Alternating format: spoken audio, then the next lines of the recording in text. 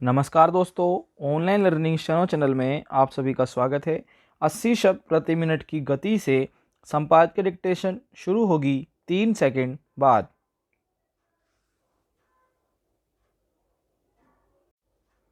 Start.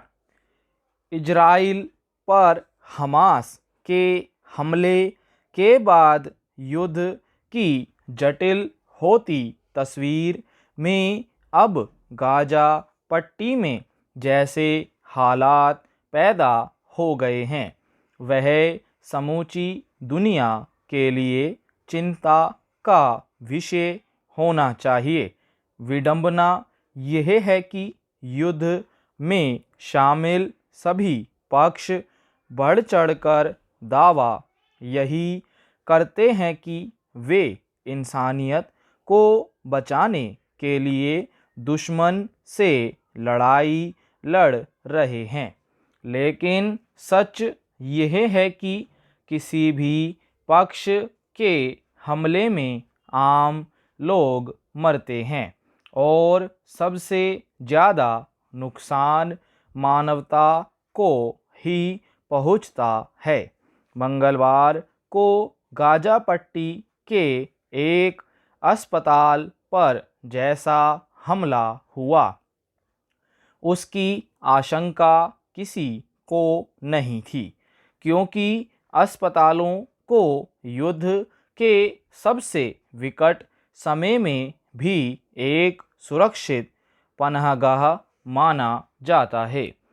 गौरतलब है कि गाजा सिटी के अल अहेली अरब बैप्टिस्ट अस्पताल पर रॉकेट से हुए हमले में कम से कम 500 लोगों के मारे जाने की खबर आई। हालांकि अभी यह स्पष्ट नहीं है कि यह हमला किसने किया, लेकिन जब इस मामले ने तूल पकड़ लिया तब इजराइल ने इसमें अपना हाथ होने से इनकार किया और इसके लिए गाजा पट्टी में छिपकर वार कर रहे हमास को जिम्मेवार ठहराया। इससे पहले हमास और फिलिस्तीनी प्रशासन ने इस हमले का सीधा आरोप इजराइल पर लगाया था। सवाल है कि गाजा पट्टी में अस्पताल पर हुए हमले में 500 से ज़्यादा लोगों को क्यों मार डाला गया, उनका क्या दोष था? यह सवाल किसी भी संवेदनशील व्यक्ति को परेशान करेगा। प्रधानमंत्री नरेंद्र मोदी ने भी मारे गए लोगों के प्रति संवेदना जताते हुए कहा कि इस हमले में शामिल लोगों की जिम्मेदारी तय होनी चाहिए। त्रासदी यह है कि इजराइल और हमास के बीच शुरू हुए ताज़ा टकराव के बाद दोनों पक्षों के हमले में आमतौर पर निर्दोष नागरिक ही मारे जा रहे हैं, लेकिन इसकी जिम्मेदारी लेने के लिए कोई तैयार नहीं है।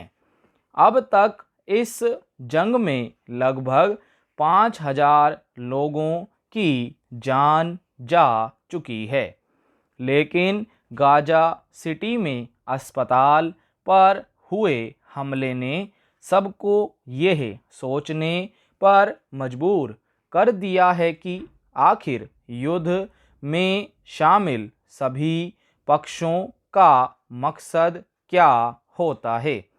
इस हमले के बाद ये सवाल भी उठने लगे हैं कि क्या इसे युद्ध अपराधों की श्रेणी में रखा जाएगा। दरअसल युद्ध अपराध एक संगीन आरोप माना जाता है और ऐसे मामलों में अंतर्राष्ट्रीय कानून काम करता है। हालांकि इसकी जांच करना और वास्तविक अपराधियों को सजा दिलाना एक जटिल काम रहा है। फिर भी गाजा पट्टी में अस्पताल पर हमले के लिए जिसे भी जिम्मेदार माना जाएगा, उस पर अंतर्राष्ट्रीय कानून के तहत युद्ध अपराध का आरोप लग सकता है। स्टॉप।